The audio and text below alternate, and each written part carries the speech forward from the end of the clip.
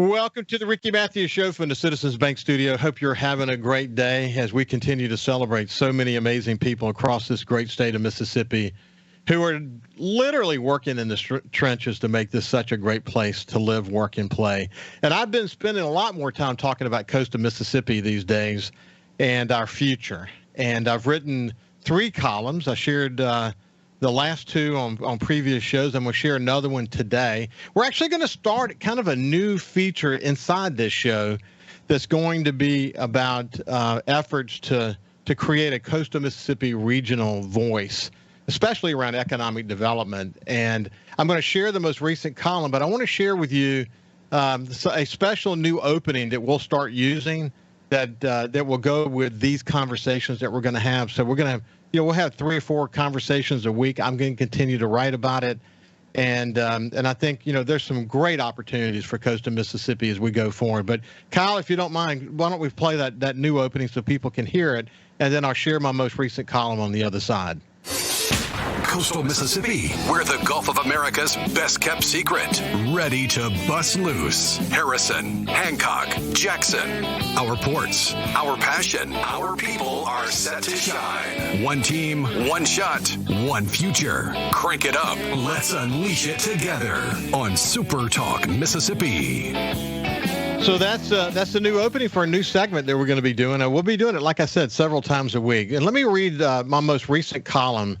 And it's just a continuation of a theme. You can go to supertalk.fm and look under the opinions section and see it. We're probably going to be developing a landing page soon that you'll have the ability to be able to go see all of these and the shows that are relevant to this conversation all in one place. Incidentally, we'll be visiting with Pete Vicari from the Gulfport VIP RV Park and Vicari Auctions and many other things I might add. But we'll be visiting with him after I share this.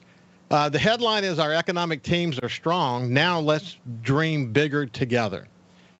Since I retired as a media CEO and started digging into coastal Mississippi's future on my SuperTalk Mississippi show, this show, I've had over 1,400 conversations that keep me fired up and more focused on the potential of our region. So many of these conversations have been really important. Statewide leaders, economic development leaders, business leaders. But one that really stuck out was back in June of last year with John Hairston, the CEO of Hancock Whitney. We got deep into where the coast is headed, and he hit me, and he hit me. Our 3 economic development groups in Harrison, Hancock, and Jackson counties are working their tails off to bring jobs and growth to their corners. They're doing excellent work, no doubt about it. But what we want to unlock is this region's full potential. If we want to do that, we've got to dream bigger, and we've got to do it together. I told John what the Golden Triangle's Joe Max Higgins said about coastal Mississippi being an 800-pound gorilla. And John dropped the line that's been rattling in my head ever since. The coast is an 800-pound gorilla that doesn't know it. He's dead on. We've got the muscle, great schools, a workforce with grit and loyalty, talent flowing in from the military, a great quality of life. But we're not swinging our weight like we could. Why? As John pointed out, we're 3 coast counties with different priorities. And too often, we get so focused on our little part of the pie that we miss the larger corpus of growth opportunities. Our economic development teams on the coast are hustling hard for their counties. And that's a hell of a start, but it's not enough just to play our own games. We need a regional playbook. John talked about our geography, 40 miles long, 8 to 10 miles thick. Half of it is water. We've got only 180 degrees, not a full 360. Tough break, sure, but no excuse. John, take on it. If we could get our municipalities, counties, and economic development groups truly in consensus about how we grow, teamed up with a juiced-up Mississippi Development Authority, we can make magic happen on the coast. Imagine if we spoke with one voice and on big transformational opportunities. John added this. We need our leaders to develop local plan and a regional plan. And don't cheat the regional one just to deal with the local. That's the kicker. Our teams are out there fighting for jobs and progress in their counties day in and day out. But we're not dreaming big enough as a region. John pointed to the Florida Panhandle being one of Hancock Whitney's fastest growing markets, and they look a lot like coastal Mississippi. Here, we've got Deepwater Horizon money. John called that the last of the free money, and he's worried we're not aiming it at the big catalytic stuff that could pay off over decades. I feel that too. I've been talking about it and writing about it. We've bounced back so many. We have bounced back from so many challenges along the way, from Hurricane Katrina to the Deepwater Horizon oil spill, thanks to leaders and business folks stepping up. But now, what's our next big swing, like Stennis Space Center, Ingalls expansion, or gaming transformation? John says tech, manufacturing, clean energy with a touch of heavy stuff. We've got the goods, top-tier education, a work ethic that stacks up anywhere, a quality of life that's only gotten better since Katrina. He's right about our schools. Our high schools, grads and our community college, Mississippi Gulf Coast Community College, are as good as they come. Employers have jobs they'd love to bring here if we could grow the workforce.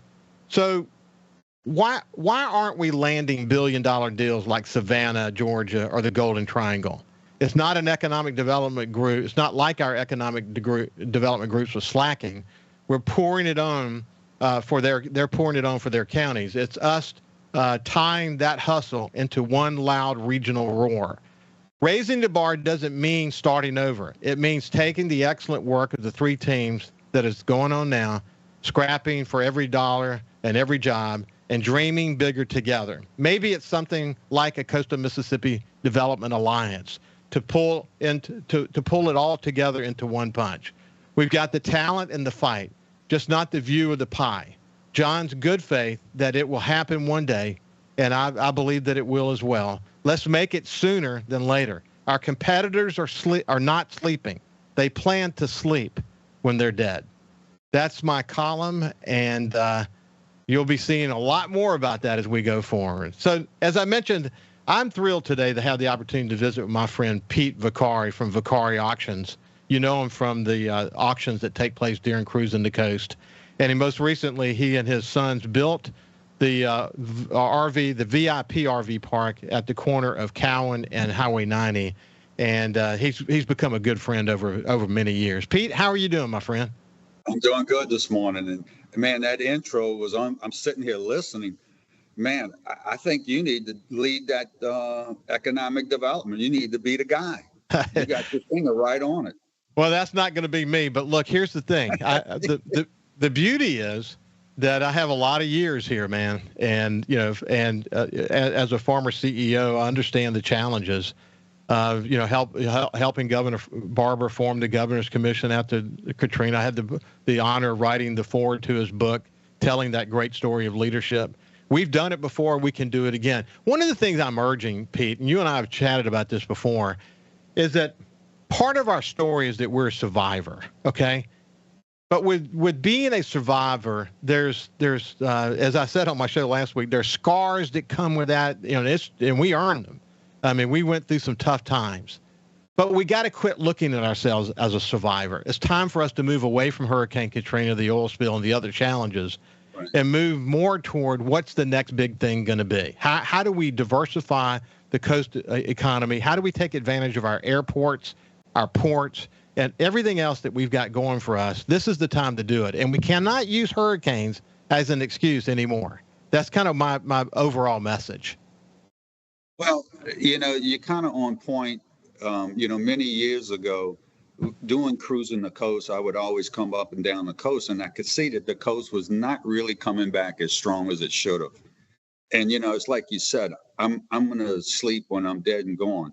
Right now, I got things to do, and I see that the coast could, really prosper.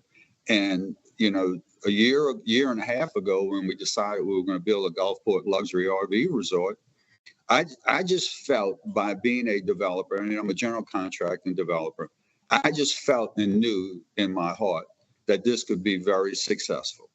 And, we should have been, all the experts in this industry say it takes you 2 to 3 years to get to a point where you can establish some good occupancy. Well, they are now dancing in their street, and they're saying, we were wrong about you, because you exceeded all expectations of occupancy in your first 6 months. Now, how did that happen? We hired this girl that she was a marketing lady. She comes here once a month. She takes pictures, but she works at her office, and I don't want to disclose because it's kind of trade secrets. But the way we went after the customers here, we didn't go after people, let's say, an hour away from here. We went to people in Canada, Montana, Washington State, Iowa. We're at 85% occupancy for snowbirds. Hey, let's do this, Pete. When we pick up on the other side, I think it's cool the way you're drawing people in. I saw it myself over the weekend. We passed by there to see this unbelievably thriving success that you're having. We're going to go back to the beginning. When did you decide to make this bet in coastal Mississippi, and what makes this VIP RV park so special at the corner of Cowan and Highway 90? When we come back, we'll continue our conversation with Pete Vicari. We'll see you after this. Welcome back to the Ricky Matthews Show from the Citizens Bank studio. We're visiting with my friend Pete Vicari. You know him. He's been, he's been involved in cruising the coast since literally day one. Has Vicari auctions during cruising the coast at the Coast Coliseum. But his claim to fame, he's a developer. He builds stuff, and he's in the commercial business. And along the way, he ended up moving to coastal Mississippi. And then on top of that, he said, I'm going to place a big bet. And, when people think about placing a big bet in a VIP RV park, you guys spared no expense in building that, did you, Pete? Well, we had to, because, when you say you're a luxury RV park, you have to step up the game. You can't be a trailer park. And that's part of the fight that I was kind of going uphill with the city. They thought I said, no, just look at the drawings. I'm going to build what's on this paper. And I did. And, our occupancy shows it, that everybody loves it. So, okay, for people who have not been there before, take us on a tour of the place, in our minds about what makes this so unique. Well, it's the location for one. It's right on the Gulf here, Gulf of America, we should say now. But anyway, when people just come to visit, like we had just before I went on air with you, there was 3 or 4 couples came that are going to check in for winter, this coming winter. Well, we took them on a tour all through the park, showed them what's going on around the swimming pool, showed them all the sites, and kind of gave them, we have a rack here with all the places to visit in Gulfport and Biloxi, and, even we had people go yesterday to the World War II Museum in New Orleans. They loved it, but they want to come right back. They didn't want to stay there, but they want to see the museum. But, there's a lot going on here, and the park is clean. It's all concrete driveways. There's no gravel or nothing like that, all concrete pads. There's a lot of greenery for people who have their dogs. So we hear nothing but good things about it. And we ask people, if there's something wrong, tell us, because we'll fix it.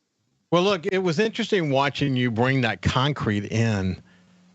How many tens of millions of dollars did you spend on concrete? It was over $1 million just in concrete. Yeah. Just material. I mean, the supplier loved us here locally. I mean, we used our local, crafts here, Unbelievable. We built the whole thing in 5.5 months. So we didn't play games. We paid people if they needed weekly. We paid them weekly. So they loved us, and there was no financing involved. So what was interesting about what you did is, like, for example, you were able to preserve many of the live oaks there along Beach Boulevard. And those are some sought after positions, aren't they? Yeah, that was one of the concerns of the city. They had their arborists when they looked at our drawings. We had to take down 7 trees, but of the 7, 6 of them were rotten. They were barely standing. Yeah. So they said, yeah, unquestionably, you got to get these down. These are going to hurt somebody. So we had one that was right in the middle of the road. But for every one you take down, I think it's 10 you got to put up. Well, we put 100 up, more palm trees and all. So they were very happy with what we did. And we actually fertilized the trees that were left. We pumped, fertilizer into the ground to get them to thrive. Yeah. Yeah. So we want the trees. The other thing that's interesting, about the way you laid that place out is there's a drainage basin there that you have made kind of a feature. I mean, it's pretty. It's part of the environment there now. We did. We went around that, and we're trying to come up with an idea. There's a big green space by that creek, so we want to come up with an idea where people can enjoy that space, But we're working with some ideas, asking customers, say, what do you think should go there? Well, you've got a workout facility there, a lazy river. As you pointed out, a great pool with a wonderful kind of bar environment. But when you're there, you feel kind of a relaxed, festive feel to the place, and that was the vibe. Was part of the plan, wasn't it? Yeah, we have the swim up bar on the lazy river, and we have 8 big. Through the whole past 24, let's say this past year. It was great to see how many people really enjoyed the swimming pool area. Well, if they wasn't in the pool, they were by the bar, and we had bands playing. It was really a festive atmosphere, and everybody loved and enjoyed it, Well, listen, Pete, one of the things that I enjoy watching you do is you like to talk to people who come there. Again, you mentioned they're coming from all over the country. What are they saying to you? Well, I do like to talk to people. I mean, I guess it's a Southern hospitality. I mean, I like to find out where they're from, even though the girls at the checkout desk could tell me, but I like to get that line of communication going.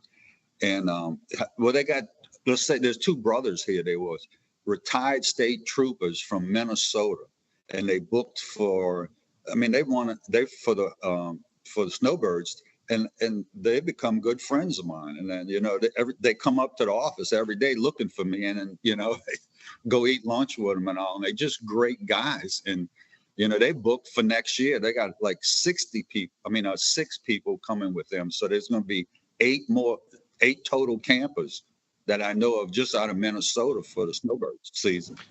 And well, what's interesting? These people, and look, by the way, let's share real quickly the kind of motorhomes that they're in.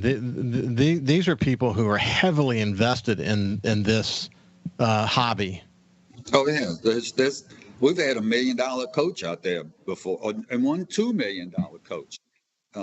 But they really enjoy their coaches. And of those snowbirds that are here right now, we have about 85 sites that are just snowbirds.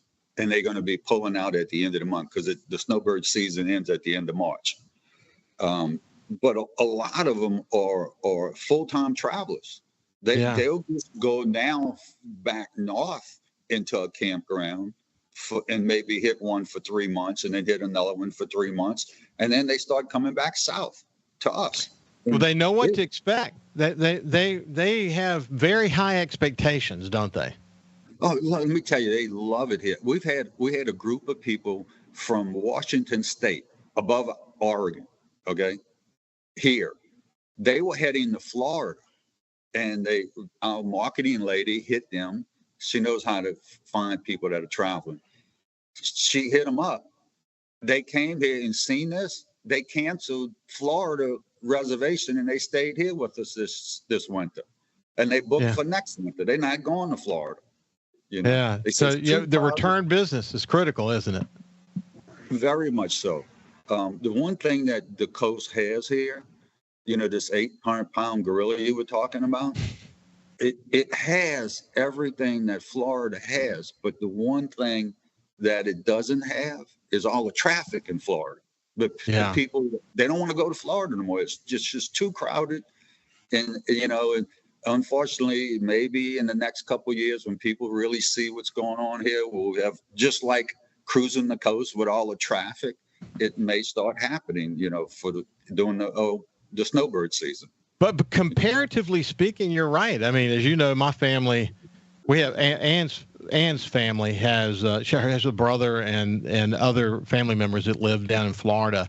And so to kind of meet them halfway, we have an annual, and we've done this for 30 years. We have an annual kind of Bahanovich family get together, and it's been in different. Yeah, it's been in different places, but it's been in Miramar in one particular house over the last several years. And, we almost don't leave the house, Pete. And first of all, we enjoy being together, and we're close to we're right at the beach and so on. But the traffic is so incredible. If you just want to go to the store, you got to set an hour aside. It's just crazy. Ricky, we had a house in Destin. I sold it because every time we go there, it's too much traffic. Just got rid. Yeah, I remember when you had that place there. It was actually in a great location, man. But to get there, man, you had to wrestle with it, didn't you? Yeah, the only time you could go there is like maybe on a Monday or Tuesday, because when Wednesdays all the crowd starts coming in and they check out on Sunday. So, look, the coast is going to do well in the future. We just cannot fall asleep. We got to continue to do what we're doing, and we're going to do our part. We're bringing in people. They got, one Island View Casino has shuttles here. They're moving people to their casinos. Treasure Bay does the same thing. We're going to do our part. Our occupancy is very high, like 85, 90%. Every holiday this year is 100% booked. And what's cool is it's centrally located, and then people can go in and go to Bay St. Louis and Waveland and Ocean Springs and Pascagoula and really start to take out this unique sense of place that is coastal Mississippi from right there at that RV park. Hey, when we come back on the other side, we'll finish the part of the conversation about the RV park, and we'll ask Pete how things are going in the car arena these days. We'll see you after this. Welcome back to the Ricky Matthews Show from the Citizens Bank studio. We're visiting with Pete Vicari of Vicari Auctions, and he and his sons developed the luxury RV park, the VIP RV park at the corner of Cowan and Highway 90, and we were talking about that. Speaking of your sons, Pete, you've been, I know your story back to the very beginning, but you've been a contractor. You've owned, malls, you've owned office buildings. You have a long history. You've been involved in coastal Mississippi for the entire history of cruising the coast. But it has to be a thrill. You and I are virtually the same age. It's got to be a thrill to you to be able to do business with your sons. Y'all had that incredibly successful Dairy Queen franchise, building new Dairy Queens around the South. Y'all have really developed a terrific ability to do things successful together, haven't you? We have. I've been blessed. I got a great family. We work hard. We're not going to go to sleep. If we have to work on Sundays, we're working. If we got to be in the office or whatever, that's my nature, 24/7. And I've watched your sons, PJ and Michael.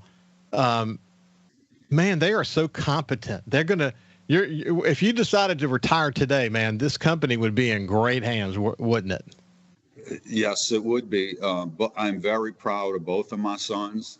They've always done well in school, and I cannot believe how many times we would go in meetings and with other executives, and the next day I get a phone call from that executive, and they said, "Man, your son, PJ and Mike, both of them, we're so impressed. We want to do these deals with y'all." And one of them even asked me, says, "When you retire, what's going to happen? Will they need to be looking for jobs?" I said, "No." So we want to hire them. I said, "No." I bet they do. I bet they, watching. They got to run what we've built. Yeah, well, watching Michael manage the Dairy Queen franchise that you ultimately sold and was a really successful business for you, and the sale was very successful for you as well. But then watching PJ in his spare time racing really fast cars, ultimately deciding that he wanted to get his pilot's license, and then getting into flying. I mean, I remember the story of the construction project, the revitalization project you had down in Florida, and PJ had to overnight get his contractor's license in in Florida, which was no easy chore, I might add, and he just passed it with flying colors. Lots of tests during this journey, haven't there been? A lot of tests. When you talk about the state of Florida, I was so proud of him. He went to a study class, and the teacher said how many people had been there more than 2 or 3 times to study for the test, the state test.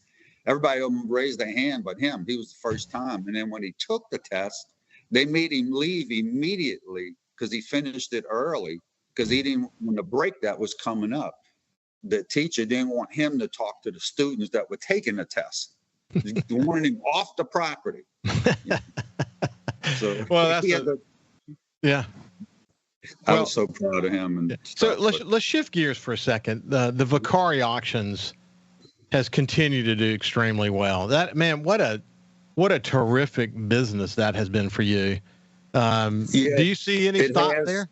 Yeah, it has. But before we go on to that, I just want to thank the people of Gulfport that really supported us through the approval process of the luxury RV park, especially Mr. Ron Rowan, the councilman. He believed in us and he fought for us. And I just want to thank him and all the rest of the officials that were involved. I want to thank them. And even Miss Murders, Miss Murders Frank, she believed in us. Yeah. Well, what's interesting about watching that, because I watched it closely, is that it's sometimes, when you're bringing something kind of new to the table, it's not always a slam dunk that everybody's going to get it. It usually takes a little bit of time, and you got to hang in there with them and, overcome the objections. And at the end of the day, once you go through that process, what you end up doing is coming out on the other end with a better project, and you're more aligned, and people can now look toward the future. And that's what this project was for you, wasn't it? Yeah, it was. And these neighbors, a lot of the neighbors that were fighting us, I talk to them now, they're friends of mine, because they realize that, with this, it was a kind of a special permitted use for this RV park. But somebody could have went in and took a permit for a high-rise building, a condo project, or a restaurant that would fry, and they would smell frying food all day and didn't need a special permit. Then when they realized that, they said, man, this is probably the right thing. Yeah, and they still got they still got a little bit of a view if they look right. Yeah, for sure. Hey, that was their biggest concern. So we can't see the Gulf anymore. So one of the councilmen even brought it up. You didn't buy waterfront property. Right. But I mean, this is low profile, and it's beautiful, and you guys did a great job developing that. So how's the car auction business going? The car auction business is good. Cruising the coast has always, it's a lot of work. We have 3 or 4 girls that work all year long for that. But we now have a spring sale, which is May 30th and 31st. It's actually, we didn't know when we booked it, and we realized now it's Jeep in the Coast weekend. So we're having an auction at the convention center at the same time, May 30th and 31st. So you went from 1 to 2 a year. Yes, we're having spring and fall. Yeah, well, that's interesting. What's cool about it is it's interesting because you have people coming in from all over the country to buy cars in this auction. Then you have sort of an internet piece to this where you've got people that are bidding online from all over the place. And when you add it all together, it is, you're hitting on a bunch of cylinders with that auction, aren't you? Yeah, we sold cars to Australia. People bid online from Australia. The Netherlands we sold. But the flip side to all of that is the customers that come in for Cruising the Coast that we brought in specifically for the auction, buyers and sellers. I can think of 2 couples from Oklahoma and 1 from Arkansas. They have now bought residence here. So their second home is here. One's in Biloxi and 2 in Gulfport. So it's bringing in people that buying second homes here. Yeah, it's interesting that you mentioned that when we did the live remote deering, SuperTalk did the live remote deering Cruising the Coast down at Town Green. That's right. And what was so interesting is watching you know so many people there. I often said, Woody is like, when you walk around cruising the coast with Woody Bailey, it's like being with Elvis. Everybody knows him. But you've gotten to where you know a lot of people there too, haven't you? I mean, a lot of years. I do. I mean, I'm going to be going on 29, 30 years of this. And, when you do it that long, you meet people and they all become friends. I mean, a lot of times, I'll be honest with you, I forgot the name, but I remember the face. And I know you, and I'm not going to walk past you. We're going to talk. Yeah, yeah. So, Pete, how do you, it's people trade cars like they do stock. You've traded cars like you do stock. I mean, you've got your own personal collection, don't you? Yes, I do. How significant is that? It's very significant. I kind of I had a big collection, like 80 cars, and I sold it to a friend of mine. And now I'm going after Corvettes, very rare prototype pre-production Corvette. I don't want a production car, one like everybody's got, because anytime GM would build a let's say 63, because it's a new body style, they would do pre-productions cars. And those, like there were 9 of them left in existence. I have 5. I'm building a new building behind my house specifically for a museum just for them. Because wow, they're very, very rare,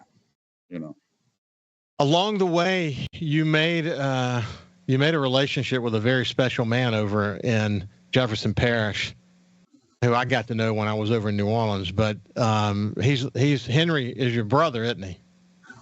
Henry is he is 20 years older than me, and I don't have a brother. I had 3 sisters, and I met him when I was I think I was 20, and he was 40 at the time. So I consider him, he's my brother I never had. He's my older brother, and he's been a mentor, for me, because he actually had the auction in New Orleans. And when his business got so big and blew up, he told me, hey, take this, run with it, do whatever you want with it, but I'm done in that. But he stayed with me every auction. He's there, and he's very successful. And he's like you. He's trying to save Louisiana, just like you trying to save Coast Mississippi. Yeah, it's amazing because he now is, how old is Henry now? Henry's 88. And 88 years old, and there's no stopping that guy. It's amazing to me. You cannot stop him. He's the only 88-year-old guy I know, and he will show you. He will extend his hand out, and he will kick the hand. Ooh, that's impressive. Hey, we'll continue our conversation with Pete Vicari after we get on the other side. Welcome back to the Ricky Matthews Show from the Citizens Bank Studio. I'm visiting with Pete Vicari from Vicari Auctions. You know him during cruising the coast at the Mississippi Coast Coliseum. And then now they have a second one that they do in the springtime, a second auction at the Coliseum. And then on top of that, they've made a significant investment in Gulfport at the luxury VIP RV park at the corner of Cowan and Highway 90. And I've gotten to know Pete really well, and he is bullish, not just he's bullish on coastal Mississippi, but he has spent a tremendous amount of money investing in the Gulf South. And I'm assuming he'll continue to do that because I think, he should retire and enjoy the fruits of his effort, and he's only getting started. So it's in your blood, isn't it, Pete? Yeah, I can't retire. I tried that for 2 months, and I was like, no, this ain't me. Well, you said back when I retired in 2016, you said, what are you going to do now? And I said, well, I'm going to enjoy my grandkids and spending some time up in the Mississippi Delta. And you said, yeah, right. So I did enjoy it for a few years, but then having the opportunity to do this show really has given me the chance to do the thing I enjoyed most about being a publisher, and that is connecting with people. And now I don't have the P&L responsibility to go with it. So, I still consider myself retired, and that this is really kind of an honor to have the opportunity to talk about these issues and learn about what it takes to build a great community. And along the way, get to meet people like you who you've never been hesitant about how you view coastal Mississippi and its potential, have you? No, I've always thought that coastal Mississippi is a great place to do business. I've always thought we just need to tell the world how good it is here. Yeah. I mean, I thoroughly enjoy it here. Yeah, I know you do. Throughout the time that you've been here, you've had the opportunity, not just doing the Vicari auctions, but especially in the early days, working with Woody Bailey and his predecessor. You've been really focused on being a member of the team to build the strong cruising the coast that we see today. Yeah, I go back, from day one with Gene Oswald. Gene was the director, and when he passed away, Woody took over. And you couldn't ask for a better guy. I mean, Woody's, he's just so. I mean, look, I love him. He's just so honorable. I mean, he's just a great guy. Yeah. And he's taken it. He kind of got out when they got out of the lumber business. He didn't want to retire, so it was perfect for him to take this and run with it. And he's done a great job, and I'm glad to be his counterpart, doing the auctions. He certainly didn't need it. He certainly didn't need the money. For him, it's a labor of love. And you're right about Gene Oswald. I knew Gene Oswald well. I mean, the newspaper partnered with Cruising the Coast, especially in the early days, a lot. And Gene was so passionate. I mean, we have cruising today because of people like Gene Oswald. Yeah. I mean, I used to be more involved in the day-to-day stuff, but as I got busy, I told Gene, I said, Gene, look, I'm here. You're going to count on me every year for the auction, but you can call me, because he would, talk about, well, what do you think about this and that? And it's like, and we would communicate daily, but he was very passionate about it. I mean, very passionate about Cruising the Coast, because he knew what it could be. He really did. So along the way, we saw the new convention center be built at the Mississippi Gulf Coast Coliseum and Convention Center campus. Right. And so you move over into that facility and you continue to grow. Did you ever, in your wildest imagination, think that you would completely outgrow it and have to start using spaces outside? Yeah, we were always. I knew I could outgrow it every year. We were struggling with space. We were having to, stop taking cars because we didn't have enough space. And now I just come to the conclusion, now that that new road's going to go through, we're going to have to. We used to take a little portion of their parking lot right up against the building for bigger items like motorhomes and trailers. We'd leave them out there, but it's going to be a little hairy this year to see if that work is complete and how big we'll be able to book cars in, how many cars we'll be able to book this year for the auction. So actually, I'm going to go meet with them this week to see what is the timeline on the schedule from completing that. Because I don't know if you know it, the road goes right through the parking lot now. Yeah, it does. Well, it's on the west side, of course, and we've watched it. I've had Fofo on many times. They say it will take 2 years to finish it. Fofo says his goal is to finish it in a year. But regardless, it's going to be, there'll be some adjustment that will have to happen at the Coliseum. But at the end of the day, having Pops Ferry Road go straight to the beach and not have to make that little turn, that's going to be great to have, isn't it? Oh yeah. I mean, you and I, take those roads all day long, and that's going to be a great. It gives it another entrance and exit out of there because doing Cruising the Coast when they got to shut down on a Saturday because it's full. And a lot of times it's not full. It's just the traffic within the parking lot can't get out fast enough.